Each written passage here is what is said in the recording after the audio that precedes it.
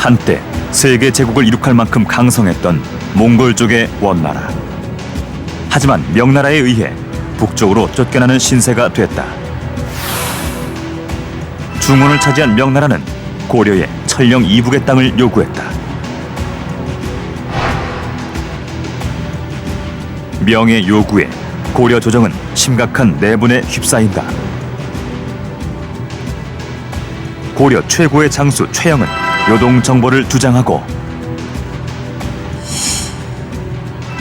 이성계는 반대를 하는데 작은 나라가 큰 나라를 치는 것은 옳지 못하며 여름에 군사를 일으키는 것 또한 옳지 못합니다. 더욱이 왜구들의 공격에 대비할 수 없으며 장마철이라 활의 악교가 늘어날 수 있고 전염병이 돌 수 있습니다. 이성계의 반대에도 요동 정벌은 강행되었다.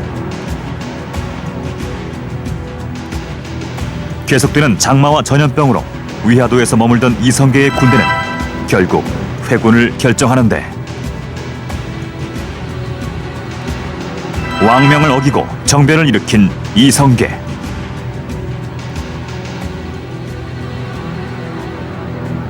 우왕구와 최영을 몰아내고 고려 조정의 실권을 잡게 된다.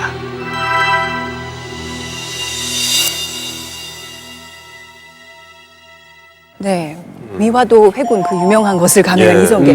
근데 그 좀 회군 전 상황부터 볼게요. 그 최영 장군과 우왕은 왜 요동 정벌을 이렇게 주장하고 나섰던 거죠? 이때 이제 중요한 그 배경은 그 원나라가 이 천령위를 설치하겠다라고 이렇게 선언한 것부터 시작을 해요. 이게 왜 그러냐 하면은 원래 원나라가 이 천령 이북에 쌍성 총관부를 설치를 하고 실제 이제 고려의 땅이었는데 이것을 한때 지배를 했죠. 그런데 공민왕이 소위 그 수복운동을 벌여가지고 이 지역을 다시 차지를 합니다.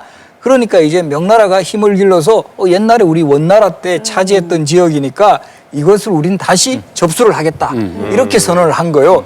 그러다 보니까 이제 고려 조정은 우리가 이제 겨우 수복한 영토인데 이것을 다시 뺏겠다라는 이 부분에 대해서 상당히 이제 좀 분노를 하고 특히 이제 최영이라든가 뭐 결국 최영의 입장을 대변하는 우왕은 이 기회에 차라리 그러면 요동 정벌에 나서 가지고 이 명과의 어느 정도의 그 전쟁도 불사하겠다 이런 식으로 가게 되는 거죠. 요동 출병을 안 하면 땅을 뺏기는 거고 요동 출병을 하면 대단히 어려운 전쟁이 될 것이다. 왜냐하면 그 당시 명의 군사력이라고 하는 것이 원과의 전쟁을 승리로 이끈 아주 그 절정에 달해 있을 테니까 참 판단하기 어려운 상황에서 그렇겠네요. 서로 다른 판단을 서로가 했던 겁니다. 예. 그런데 어찌됐든 최영은 당대 1인자였는데 5만이라는 군사를 어쨌든 그 이성계한테 딸려 보낸 다음에 그 자기가 어떤 그 선봉에 서지 않고 그냥 왕 옆에 그냥 붙어 있었다는 것 이런 것들이 결론적으로 봤을 때는 어떤 정치적인 어떤 판단 실수가 아니었을까 이런 생각이 들기도 한단 말이죠. 우왕이 못 가겠다면서요. 심약한 우왕이 가지 마세요, 장군. 왜 그랬던 거예요? 그 당시 우왕이 굉장히 불안해했습니다. 왕이 이제 최영은 간다고 하는 것을 왕이 어딜 가느냐, 나를 지켜줘야지. 그리고 또 한 가지는 이성계의 그 사불가론 가운데 하나가 우리가 북쪽으로 군대를 보냈을 때 왜구가 침략해오면 어떻게 하느냐. 이게 또 현실화되고 있었거든요. 근데 이성계 입장에서는 또 이런 생각을 했을 겁니다. 이거는 이길 수 없는 전쟁이다. 이길 수 없는 전쟁에 나한테 군대를 이렇게 달려가지고 보낸다고 하는 거는 뭘 의미하는 걸까? 결국 나보고 다 책임을 지라고 하는 게 아니냐.